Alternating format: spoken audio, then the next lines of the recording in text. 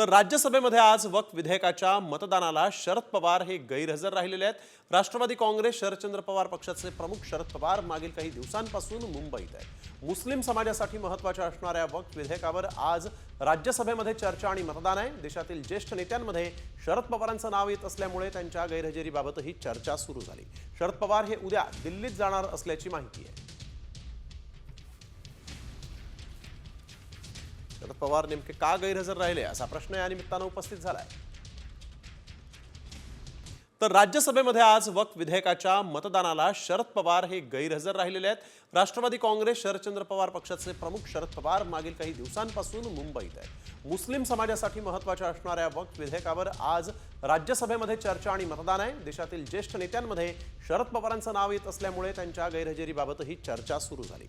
शरद पवार हे उद्या दिल्लीत जाणार असल्याची माहिती आहे।